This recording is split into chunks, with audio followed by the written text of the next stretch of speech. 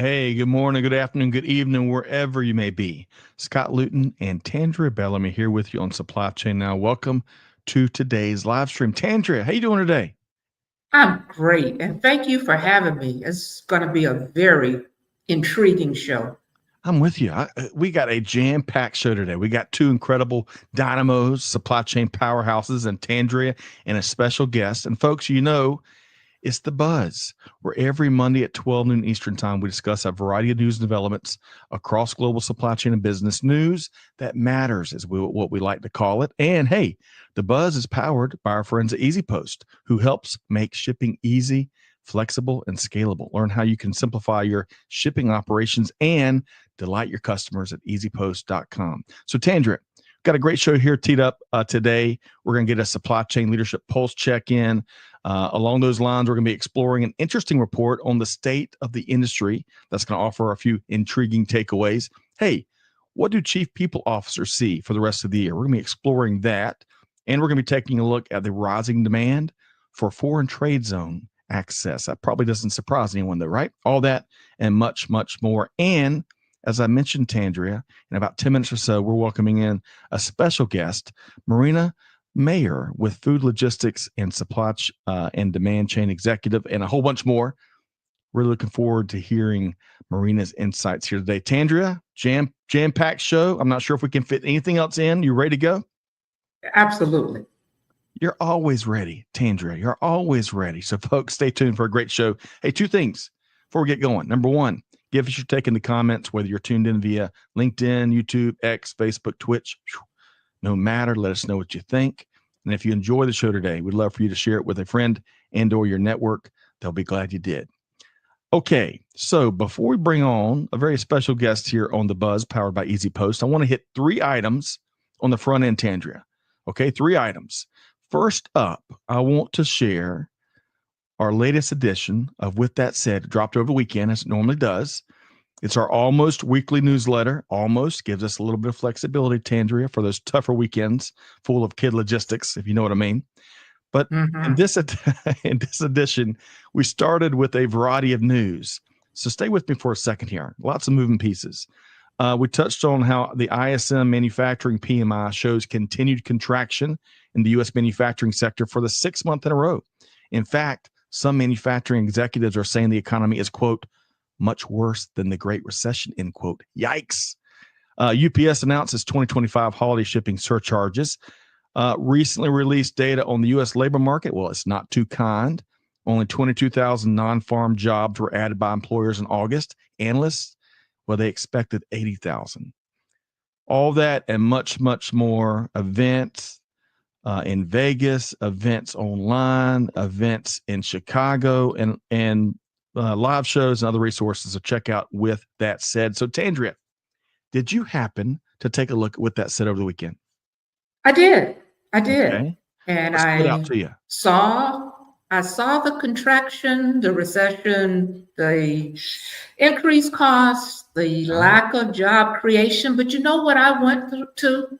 I went to the education, because all of those things we can't control individually, That's but right. stay current, understanding what's available from a technology standpoint, celebrating others. I mean, I love that the supply chain gals, first of all, I love that it's supply chain gals, that they're hosting a grad school workshop. That's right. Again, so that we can work on ensuring that there's some resilience for our future leaders. I love that you highlighted the Parcel Forum, the #1 package fulfillment event. I love that you highlighted supply chain tech, and that conference has a virtual component. So if you can't make it there, because it's coming up pretty quickly, you can always log in to stay current.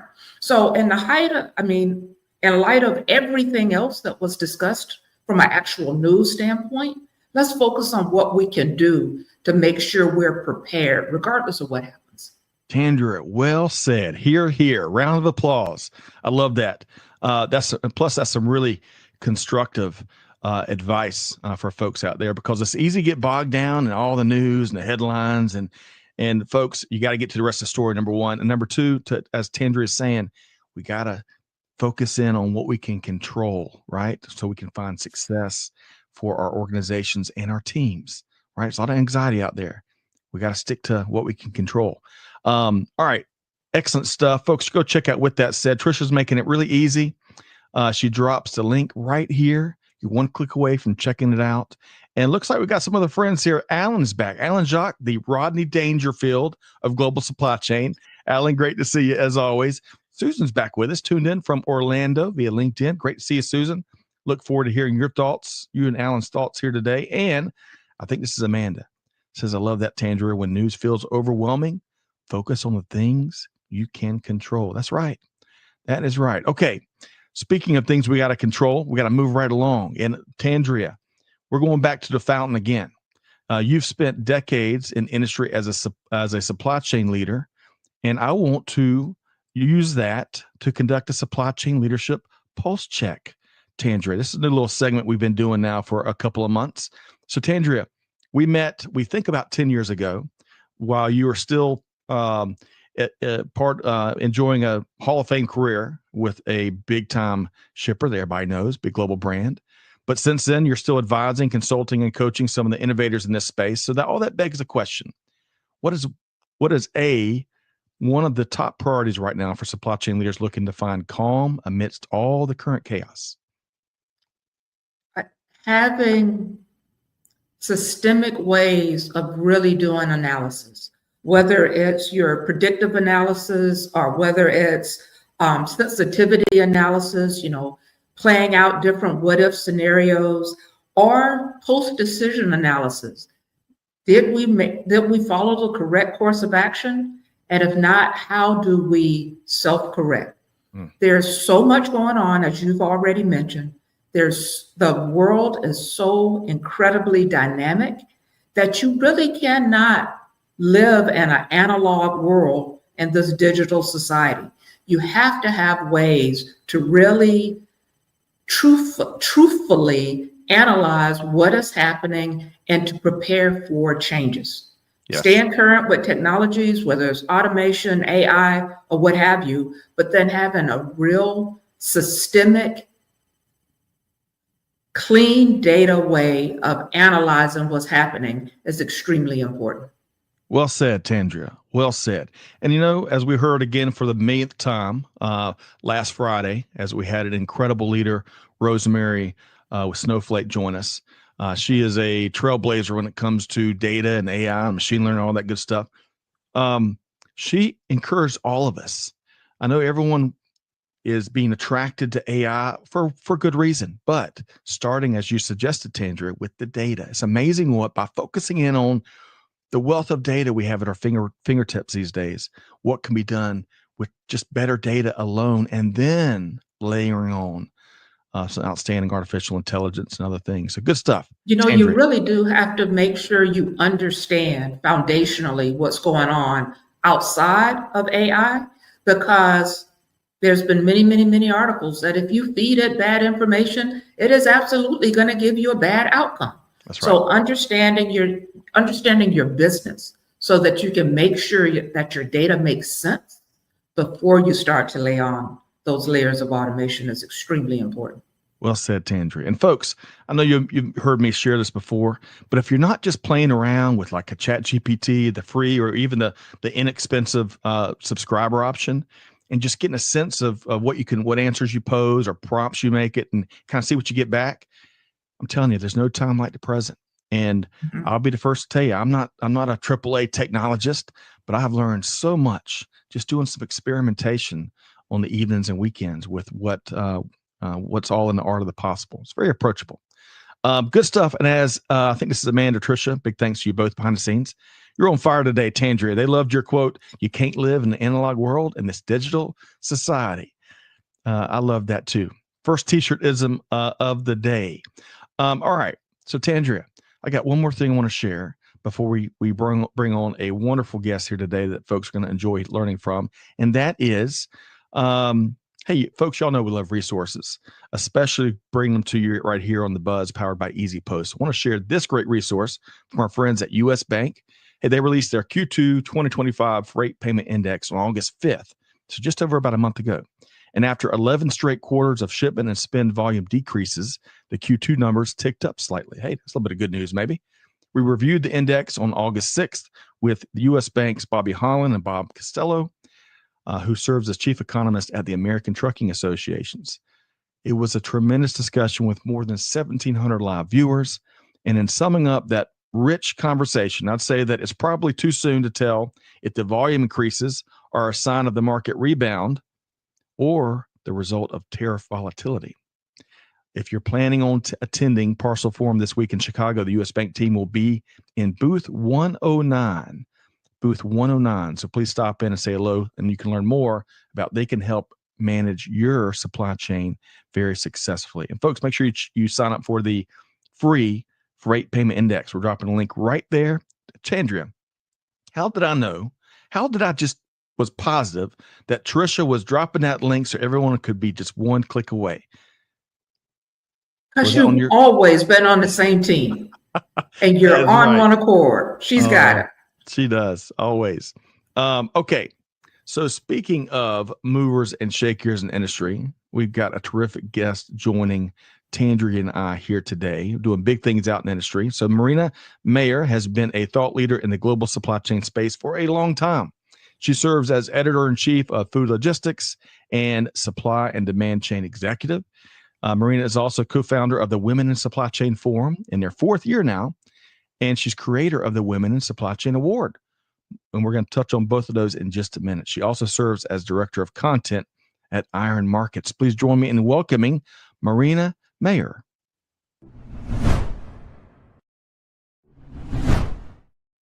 Hey, Marina, how you doing?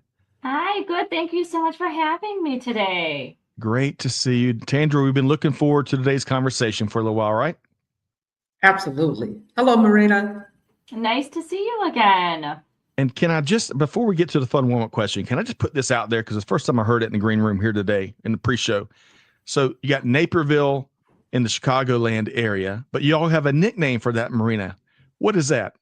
Neighbor Thrill. Neighbor Thrill. And that's mainly a shout out to the incredible nightlife there. Is that right? That's correct. I love that little nugget. Okay. So let's get to the official fun warm-up question. It's a variety of days here, September 8, 2025. Let's see here. It's National Boss Employee Exchange Day. You need to lean into those conversations. Do you get to exchange your boss? Yeah, maybe so. That would be the day of the year, maybe in some cases, Tandreia. Let's see here. It is Star Trek Day, and that is because the first episode featuring the Enterprise, the Fearless Enterprise crew, it aired back on September 8th, 1966. But here's where I'm going to finish. It is International Literacy Day. So on that last one, International Literacy Day, I want to ask you both, starting with you, Marina, what's been one of your favorite all-time reads or one of your favorite recent reads? So I don't remember the exact title of it, but my favorite kind of a read is Murder Mysteries. Okay. And my favorite author is Michael Connelly. So the reason I don't remember it is because sometimes I go back and I reread his series, and you have to read it in order. And so he's my all-time favorite. I love that. So, because sometimes the best things don't come in sequential order, right, Marina? Right. And sometimes I go back to reread it because things happen in the other book that I'm like, wait a minute, I remember they talked about it. Yep. So it's the only series I will go back and reread. I love that. And I love the universes that some authors create. It's fascinating to make the connections between all the characters or stories or issues. Tandreia, that's going to be a tough one to beat. What's one of your favorite recent or all-time reads? I'm going to give you both. My favorite all-time is Maya Angelou, I Know Why the Caged Bird Sings. Mm-hmm. And my favorite recent is Uncommon Favor by Dawn Staley, because they're both stories of overcoming and resilience. And then they both became just incredible women leaders and examples. So those are my two that come to mind. I love that. Those are incredible. All these are great selections. But Tandreia, of course, Dawn Staley, for some of our non-sports followers out there, she has been the incredible future Hall of Fame coach for the South Carolina Gamecocks, who have been on an incredible run in basketball for years. Right, Tandreia? Absolutely. And one of the things that I really love is all of her former players still talk about her and the role she played in their lives and what a great leader she was and how they still lean on her for advice. So it just showed not only is she an incredible coach, but just an incredible person, an incredible leader. I love it. Okay, we need a book club here at Supply Chain now. Y'all might, I'm in. these might be the first couple of recommendations. Let's see here. Susan is also a big fan of Michael Connelly and reads his books as well. Let's see. I think this is Amanda. The Women by Kristen Hanna is my favorite recent read about women nurses in Vietnam. Wow. I should also say, hey, CM, great to see you. Listening, walking, getting stuff done. GSD, great to see you. And Raja Shekhar via India along LinkedIn. Let us know your favorite read, recent or all time. I got to add this one before we get going. This is The Fearless Frontline, and this is Ray Attia, who I worked for back in the day. And it centers on this model to run, improve, grow. And, you know, it's a very universal concept that I bet everyone can relate to, because sometimes in certain chapters of our life, we get stuck in 100% run mode. And when you do that, just getting stuff done, you can't pay attention to getting better and certainly to strategically growing and finding those opportunities. So, and that's at all levels, right? The ratios may change from the CEO to the front line, all points in between, but it's a great read packed with practical takeaways. Ray, if you're tuned in, I'd love to get a comment of where folks can find it. Marina and Tandreia, we got so much to get to here today. And I'm going to start with and put this book aside so I can get to the next great read from someone that y'all might be familiar with. I want to start with this read via Food Logistics from none other than Marina Mayer. How about that? So check this out. This focuses on the state of the industry report, which is produced by the High Flying Colliers team. Y'all might recognize them from industrial real estate. And in particular, Marina focuses on 5 top trends as cited by the report. Marina, I'm going to talk about you as if you're not here. That's kind of weird. So weird. Bear with me. So the five big trends, events, developments that Marina points out, you can learn more about it by clicking on the link, is global trade tariffs go into effect. Tariff reclassifications may be an important cost avoidance strategy. So with any bad news come opportunities. Number 3, industrial real estate vacancy rates in the U.S. Well, it climbs to a 12-year high. How about that? As we mentioned earlier, that labor market, well, it continues to cool. And this 5th one is an intriguing one. Look forward to seeing this thing continue to evolve. And it deals with the big proposed merger between Union Pacific and Norfolk Southern. Oh, my. Where do we begin? So, Marina, your thoughts on any of those top 5 takeaways? Well, I do like how you kind of paraphrased or reworded the tariff reclassification part of it, because with bad news does come good news. And it kind of goes back to, you know, kind of what we talked about offline. You can't measure and move forward with what you don't monitor. And if you monitor certain things, such as the tariff and how it impacts certain parts of your company, how it impacts your customers, you're never going to fully understand the impacts. And so for a lot of these companies that don't have those strategies in place, they're already behind the ball, because they need to figure out how to resource things. They need to figure out how to work better with their current vendors. And if their current vendors aren't willing to change how they operate, then they need to find new vendors. So that's an important one. But also I wanted to touch on the job rate thing, because I think it's interesting because it depends on who you talk to, because some people think that the job market is awful. Nobody is hiring. Everybody's on a freeze. Nobody is giving any amount of positions available. AI is taking over the world. And then there's other companies that really want to hire, and they're creating roles that never existed before, just so that they can get a human body into their office and take care of some business that AI can't do. So I think it's an interesting topic, because I think it does depend on who you talk to. The job market is good or bad. It's both. It changes every day. But I think it's something to kind of keep an eye on, because there are jobs out there. You just have to know people. You have to be creative, and you have to really want the job. Yes. And Marina, in addition to all those great things you shared, we got to keep a positive mindset. If in the market, folks, if you're in the market or if you're looking to make a change or you're graduating college and getting ready for that first job, if you subscribe to the belief that there's no opportunity out there, you're not going to find nearly what you could as if you put on that positive mindset and go out there and connect and lean into it. Good stuff there, Marina. Tandreia, what would you add from this article written by Marina Mayer that is focused on the State of the Industry report? I am really interested in the merger. With the reliance that UPS had on trains in my 30 plus years of being there, seeing how that's going to work, what are the synergies going to be, how are efficiencies going to improve, are there going to be new lanes that are new routings that help to reduce transit times, what are additional flexibilities. I mean, that one is going to be a very interesting one to monitor for the potential impact that it can have on the supply chain. Yep. And they're projecting, last I read about it, could the approval could take up to 2 years. So I think they first announced the merger probably a couple months ago. So we've got a little ways maybe to wait to see how the regulators, which I always, whenever I say regulators, it takes me straight back to Warren G. It just does. I'm a Gen Xer. What can I say? But we'll see the questions they have and if they allow it to come to fruition. Marina, it should be an intriguing railroad topic, whether you're into railroading or not, huh?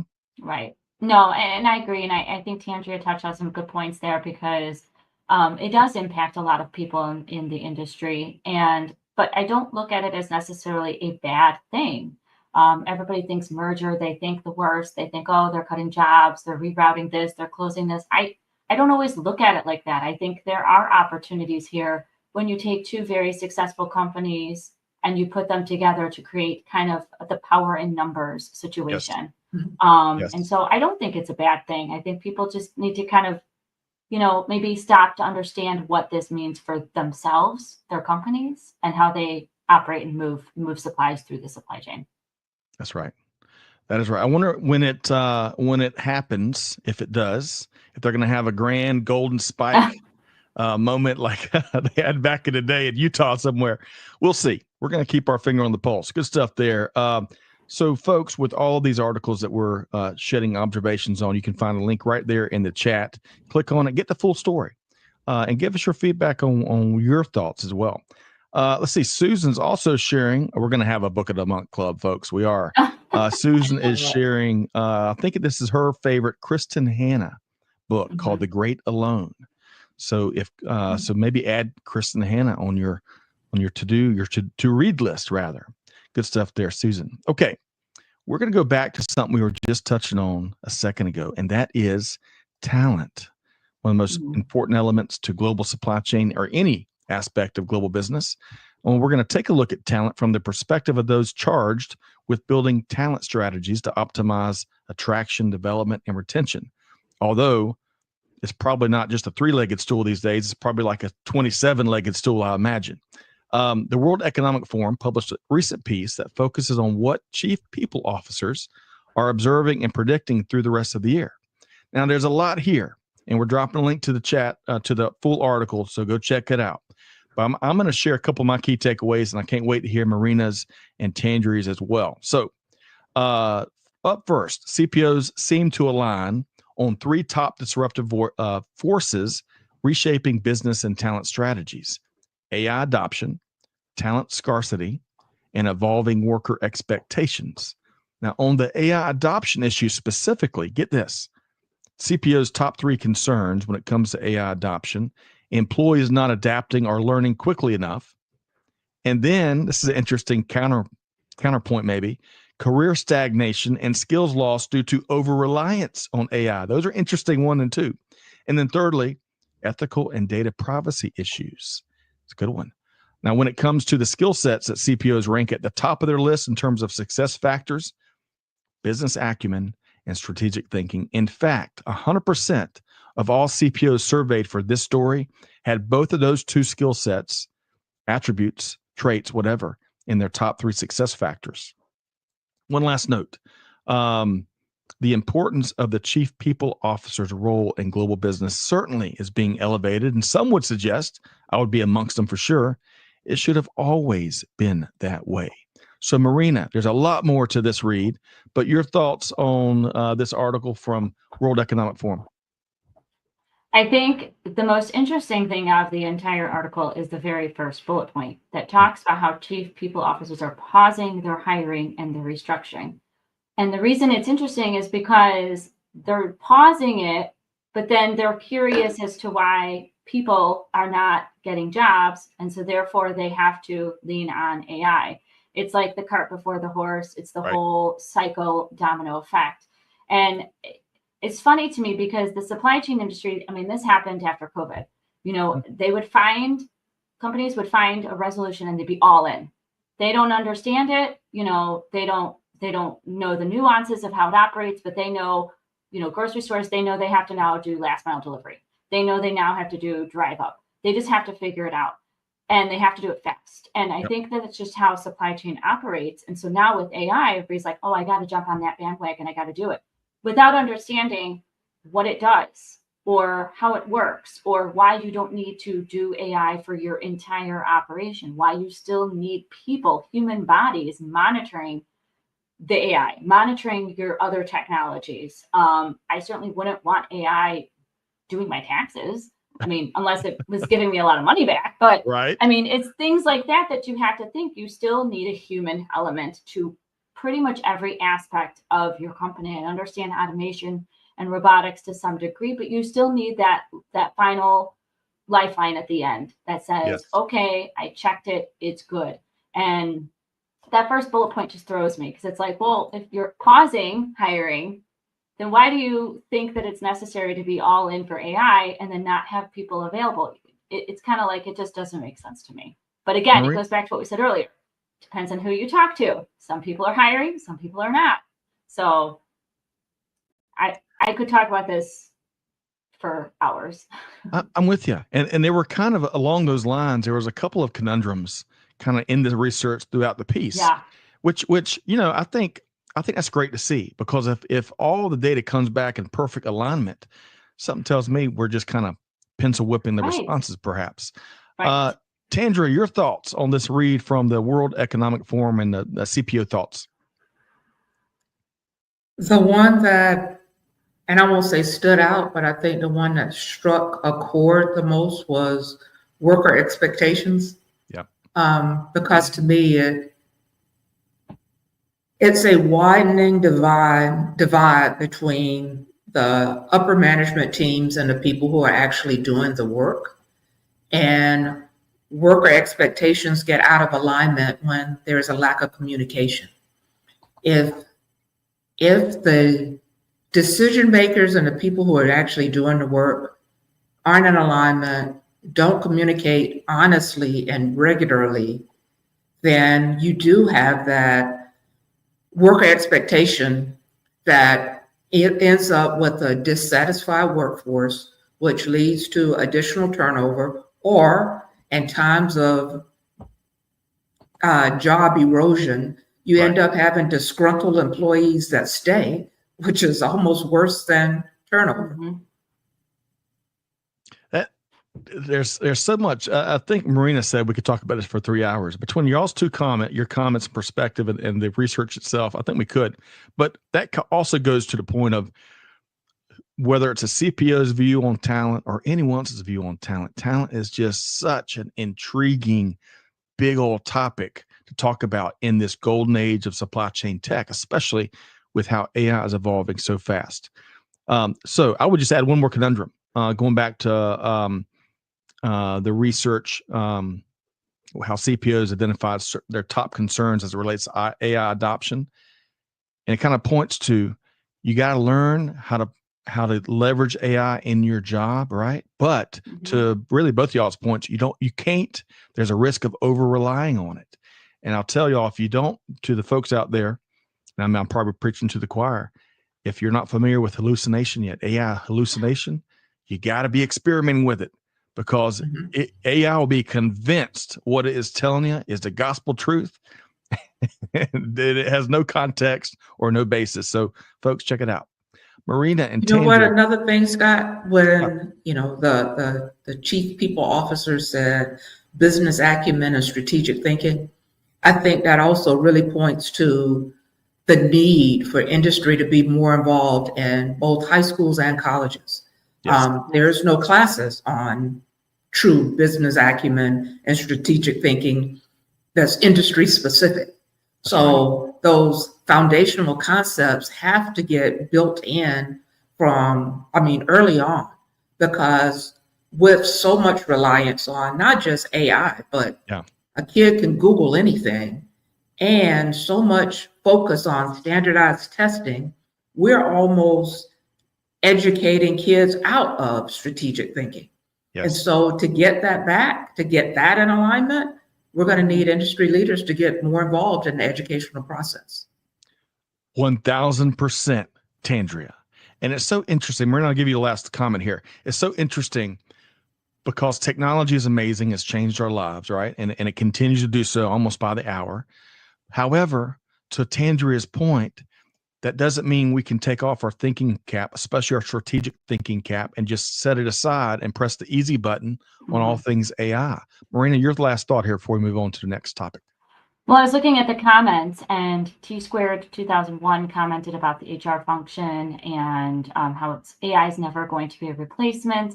And it got me thinking to the part of the article that talks about company culture.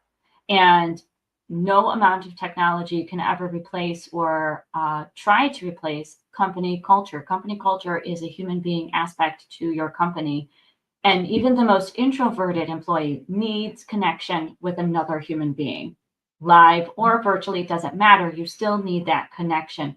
Yes. AI will never give that. And I think there's something to be said for that. And so for the chief people officers out there, keep that in mind. We're all in a remote age, whether we like it or not.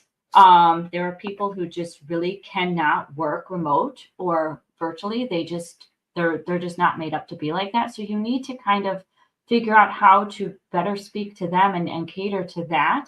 AI is not going to be the resolution. They can't just sit there and talk to AI all day. So I think that's an important takeaway from that article. Completely agree. AI really doesn't care about you yet. Now, when it does, there's a whole different conversation to be had. Right. But as I've said it a few weeks back, until AI can go out and meet with your suppliers or your customers and brainstorm new opportunities or innovations or problem solve over a chicken sandwich, that's uniquely human, and building that rapport and that trust, especially face to face, but also virtually, uniquely human. But good stuff. Yeah, T Squared, who holds down the fort for us on YouTube, said AI isn't and will never be a replacement for live and direct critical thinking. Well said. Okay, we got so much more to get to, and we're only halfway through the buzz here, powered by our friends at EasyPost. Let's hit this story real quick. This is an interesting one. Given all the tariff and trade turmoil, and of course, massive amounts of uncertainty, along with the end of de minimis, it shouldn't surprise too many folks that demand for access to U.S. foreign trade zones have increased dramatically. So now, Marina and Tandreia, we've got the smartest audience in all of global supply chain. But for the handful of folks that may be newer, let's talk about what is a FTZ, a foreign trade zone. So as reported here by the Wall Street Journal, the zones were created by Congress back in 1934.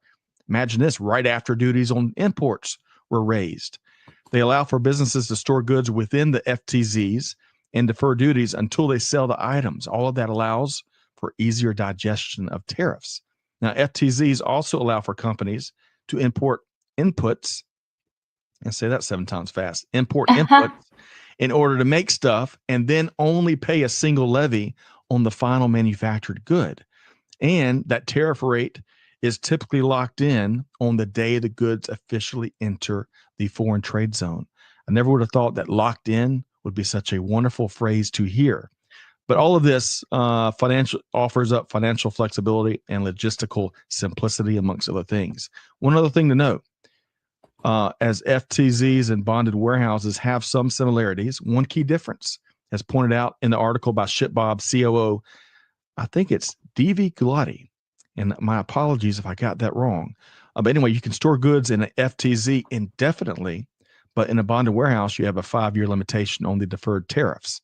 One last point here, ShipBob is seeing a lot of FTZ interest across the board, but shippers in the apparel and beauty industries are where they're seeing the most demand.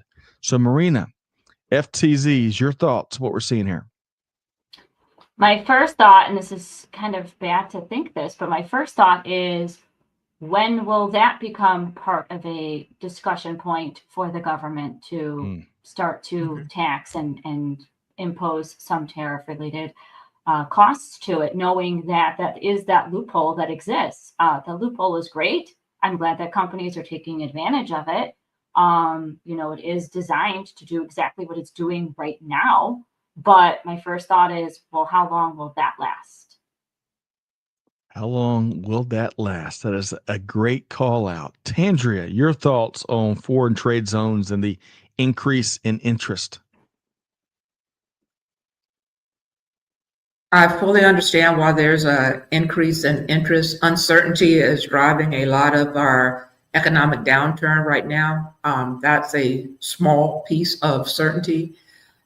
They're very difficult to establish. So while interest is rising, and I'm sure it will, actually getting them set up, especially if you're going to be a new FTZ, there are restrictions geographically, and there is a lot of regulation that surrounds it. Knowing how to size them is another exercise that's tough, especially when goods can be held indefinitely. There's a lot to unpack with them, whereas there are a lot of benefits. Just trying to get a new one established takes quite a bit time, energy, effort, and knowledge, because doing them improperly has some legal ramifications. That is been there, done that perspective. I love that. Folks, we're dropping a link to the article, the great read. If you're not reading the logistics report over on the Wall Street Journal, you're really missing out. So check that out. Thank you, Tricia. And T Squared, who's on fire also today, says the Rudies, which is a reference to the Jetsons, that big supercomputer. Rudies are only your friend when you train them to be such. That's right. Good stuff there, T Squared. Okay. Let's do this. I can't wait to talk about some cool things you're up to, Marina. But before we do, there's a big event this week. Parcel Forum is taking place. So folks, from our friends here at EasyPost, if you're heading to Parcel Forum this week, be sure to also stop by booth 515 and meet Lori, Tom, and the EasyPost team. They're giving away prizes, sharing best practices, especially making AI easier and more approachable, and a whole bunch more. In fact, EasyPost is the official AI sponsor at Parcel Forum 2025. You may also want to check out, I've seen Lori and Tom both in action. They're outstanding storytellers, and content that matters is what I put them in the category of. They're speaking on the topic of no hype, just how making AI work for your logistics team. You can learn more on the link we're dropping right there in the chat. Okay, so speaking of people out there doing great things, moving mountains, Marina, I want to dial it in on some of the cool things you're up to. And I want to start with the Women in Supply Chain Awards, which has been in all the news this week and really for weeks for that matter. So tell us about the program first, and then we'll get to the winners. Sure. Well, the program is something that I created back in 2020 because, when you're in COVID at home with 2 elementary school e-learners, why not add more to your plate? And so that's what I did. And it was kind of an award that I've been trying to introduce from a media standpoint for quite some time. I just needed to get to the right outlet who believed in it and believed in me. We launched it. It's nomination based. People can nominate themselves. They can nominate their coworkers, their bosses. When we opened up nominations year 1, we only had about, I would say, 60 to 70 submissions. Okay. And now in its 5th year, we are close to over 400 submissions. So excellent. We're very excited. It's grown. Sorry about that. And I'm just very excited because it is a way to kind of celebrate the achievements that female logistics leaders do, their accomplishments. It's not meant to be anything more than just bridge that gap between, the men and the women supporting each other in the supply chain space. Well said, and congrats on all the growth. Clearly, it's resonating with the market. And Tandreia, I think I heard an amen coming on your perspective there. What'd you hear there in this great program? I love it. I love it from the standpoint of celebrating women, but I love it from the standpoint of attracting younger women to the industry, to show the successes of women, to show that women are appreciated, to get exposure on women leaders and what women bring to the table, I think is phenomenal. So thank you, Marina.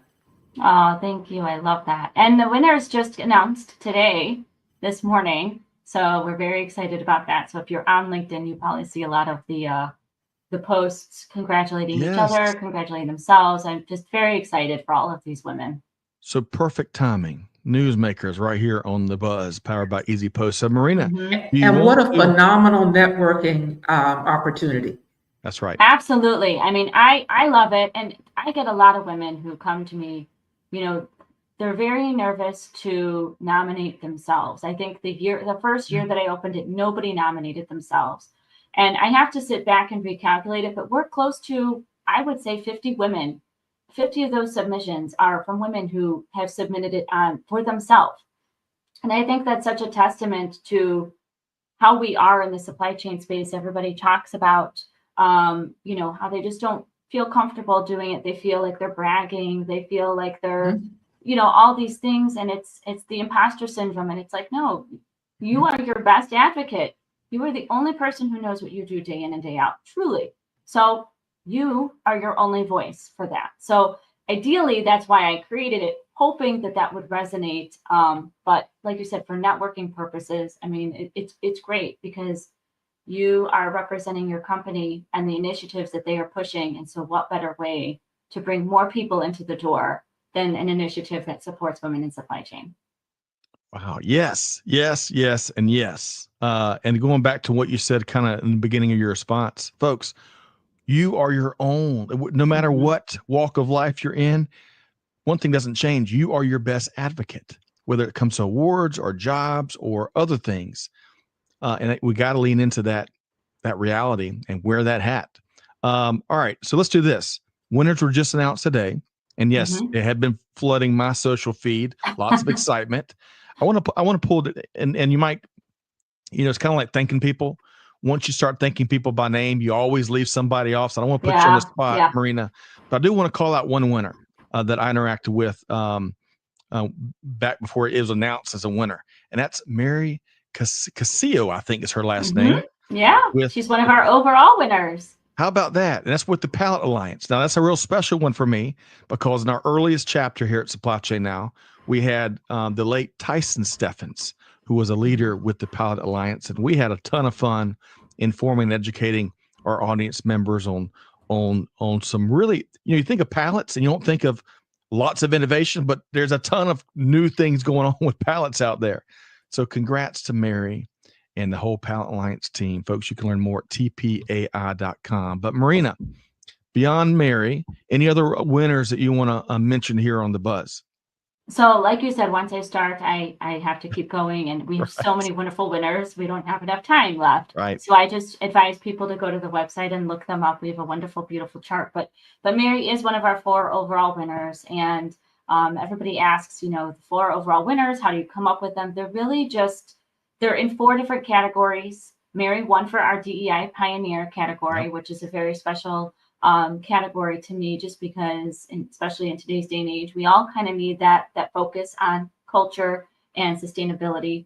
And I met her when she attended our Women in Supply Chain Forum last year. So she's just a wonderful person in general. But we base all of this on their nominations. If you are submitting something and you give me 5 paragraphs of all the things that you've done, you're probably going to win. But if you submit a nomination that says I'm the best in supply chain, you're probably not going to win.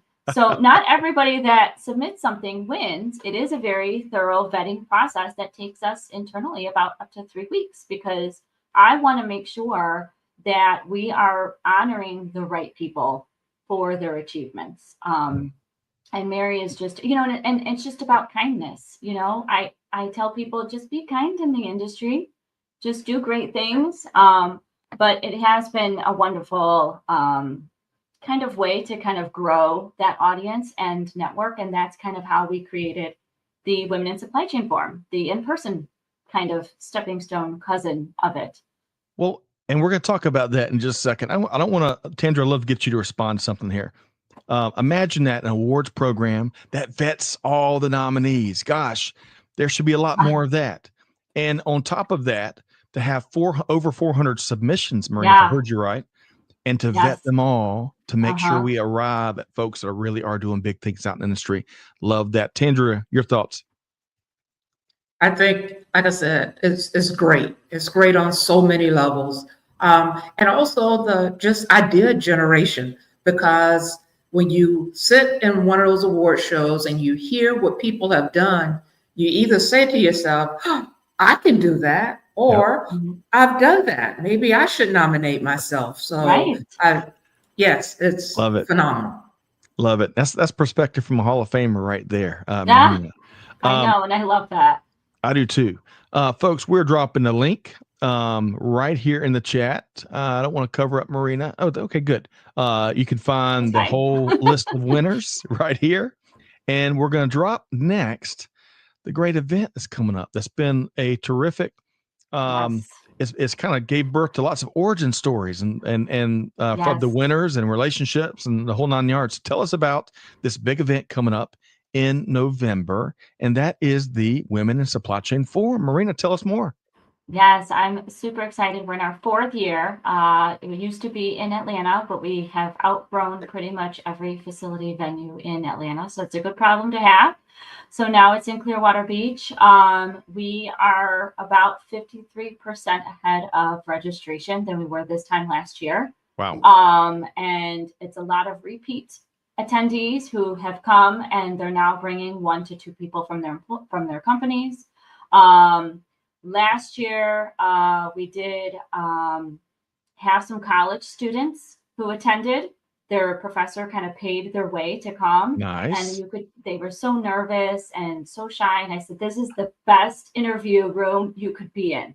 And within 6 months of graduating, they got jobs with people who were at that forum. So what I love about it, and the reason why I created it, is because, and it's not just for women. We do have men. We do have a male panel this year. That was, it's an all-male panel coming on to talk about how we can partner together, how we can become allies together in promoting women in supply chain. And we get a lot of these questions from men, like, I want to be there, my boss is there, but I don't know how to help her. So this is your opportunity to come to learn. But the purpose of it was so that I could put a bunch of female competitors in a room and not talk about business at all. And that is exactly what happens. And so we created, it's called a Coffee and Conversations networking session. It was speed dating. We did that last year. Everybody was like, I wish I had more time, this and that. So we added a second session to it, cocktails and conversations. So cocktails one day, coffee the next. You can't beat it. We have Supply Chain Jeopardy, which is just, it was a thing that we randomly created at a dinner, staff dinner, and it ended up being such a hit. And then when people walk in to register and pick up their badge, we partnered with Move for Hunger, and you can create and put together a meal kit. And so at the end, we're all going to take those meal kits and ship them off to families in need in the Tampa Bay area. So there's just a lot of things going on. We have wonderful sponsors. I'm very excited to be partnering again with Let's Talk Supply Chain and Manifest. They are our media sponsors as well as our exclusive sponsors for the event. So we're very excited about all of that. But the agenda is on there. We have some fantastic speakers. I could go on and talk about it forever. The keynote speaker is fantastic. I'm so excited. So just a lot of wonderful people in the room sharing their journeys, their ideas, and just kind of leaving their jobs at the door and coming together to really network and partner and learn. I love that. And folks, there's time to register. It's 2 months away. We got a link right there in beautiful Clearwater, Florida, where you said it's perfect in November, right? Perfect weather in November. I mean, we've always had it in Atlanta. Oh, that's right. First year in Clearwater. Yeah, first year in Florida. And we do a survey at the very end. And we do a lot of surveys being in the media. This is the only survey that literally every attendee fills out. But I love it because it helps me really build for the next year. And so everybody's feedback was, we got to get out of Atlanta. Like, no offense to Atlanta, but at night, it's not safe for women. We don't have much to do. And so we tried to build it through a place where there was nightlife built in. so they could keep their conversations going after the close of the show. Taking a page out of Napier Thrill down there in Clearwater, Florida. Exactly. Love it. You can't beat Florida, and it's at a wonderful resort, so you can't beat all of it. Outstanding, folks. November 18th through the 20th, right around the corner down in Clearwater, Florida, and it is not an event to be missed. So check it out. We'll drop the link right there in the chat. And let us know. We're going to try to make it, but let us know. I hope so. I hope so too. Hey, as I said, I'm trying not to miss the event I'm talking about. You can't miss it, so we're trying to practice what we preach. I would love to have you there. Chris White, fantastic. It is fantastic, right? It's a lot of good stuff going on today on the Buzz, powered by EasyPost. And by the way, drop your beer game link, Chris, in the comments. I'd love to share that with folks. And Brandy from Dallas, Texas, Dallas, Fort Worth. Brandy, great to see you last week, rather, to get my days confused. Marina and Tandreia. Brandy's doing big things with the Reverse Logistics Association, which is an incredible ecosystem. Yeah. It's the best ecosystem for all things reverse returns management. And get this, Tandreia and Marina. I was at a private leadership event last week in Dallas with Brandy and the gang, and we heard from retailers talking all things returns, and one key theme was fraud. It's amazing what bad actors doing when it comes to fraud and returns. And secondly, folks, it's not just forward supply chain logistics being impacted by tariffs. Tariffs are being applied to all those returns. And gosh, I need an abacus to handle the complexity when it comes to all the tariffs changing, going and coming. Oh my gosh. Okay, let's do this. I got a question for you both, Marina and Tandreia, as we start to wrap today's edition of the Buzz, powered by our friends at EasyPost. So Tandreia, I'm gonna start with you here. What would be one piece of advice that you would suggest to all of our audience members out there so they can be better allies for female leaders out in industry? Communicate. Actually talk to people, especially women that are in the industry. If you have interns in any of your businesses, talk to them about career aspirations. Talk to them about how they feel they've been welcomed. You know, one of the studies showed that male students were given much more substantial and engaging work than female students. Female students often were the ones tracking the progress of a project rather than actually driving the progress of a project. Talk to the women in your areas about the environment. Is the environment welcoming? Are there things that are being done and said unintentionally that make women feel excluded? Are they invited to play golf on Saturdays? Are they invited to go to the lake? Or are the assumptions just made that they don't want to do that? There are times, again, in our industries, and again, I'm from transportation, so there were a lot of areas that I was in that there were very few women, and they often were not invited in and engaged to the level that made them feel like they were a valued member of the team. Tandreia, $1 billion advice, the power of inclusivity. And before folks y'all write off, do this headline or that headline, really investigate what it means to your colleagues and teammates. Really, really important. Good stuff there, Tandreia. Marina, what will be one of your big piece of advice?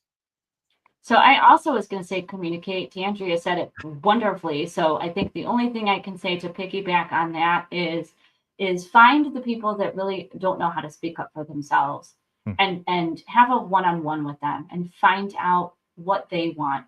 Because when they don't speak up, it's not because they don't have ideas. It's because they're just genetically made to not speak up. Maybe they're just very introverted. Maybe they're quiet. Maybe they're uncomfortable. So find a way to kind of really get to them on a different personal level to figure out where they want to go and what they want to do and how they can be more included in the conversation so that they do feel comfortable. Because especially with the younger generation, a lot of them come in, especially these younger females. I was one of them. You come in, you just don't know where your place is, and you don't want to step over somebody's place. And so I think it's important to have those communication lines open, that virtual door always open. Well said, Marina and Tandreia. And I would just add to Marina's perspective, if you want to find some of the smartest, savviest team members that really understand going and coming upstream, downstream, what's going on, and find some eureka moments, find those quiet folks that don't dominate meetings. That will be one of your best sources for ideas. I promise you. Always the quiet ones. It really is. And Brandy says, a great point. Women can be overlooked for the outings that strengthen partnerships. That's right, Brandy. That is right. I've heard of that often. And hey, Chris White delivered.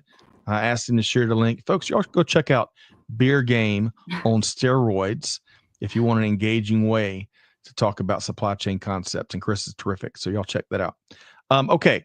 Speaking of pointing people, Tandreia, really quick, we're going to have a fast and furious wrap.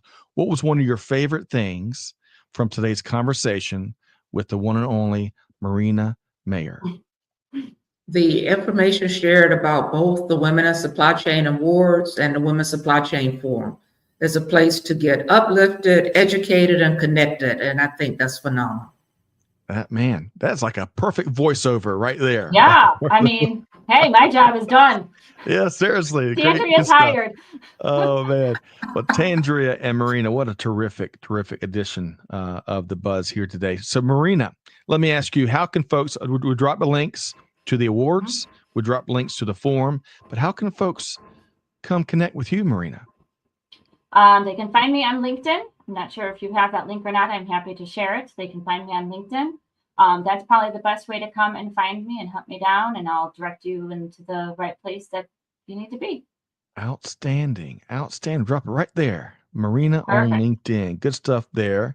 And as T Square says, what we were talking about a second ago, a closed mouth won't get fed. Ask and state. That is good advice there. Man, everybody's on fire here today. Folks, you should also connect with and follow Tandreia Bellamy on LinkedIn. I enjoy your leadership perspective all the time, Tandreia. So let's thank everybody. Marina Mayer with Food Logistics, Supply and Demand Chain Executive, Women in Supply Chain Forum, Women in Supply Chain Awards, and Iron Markets. Thanks so much for being here, Marina. Thank you for having me. You bet. Tandreia Bellamy, we'll have you back soon, I hope. Tandreia Bellamy, always a pleasure. I always get smarter when I sit beside you for these critical conversations with leaders on the move. Thanks so much for being here today.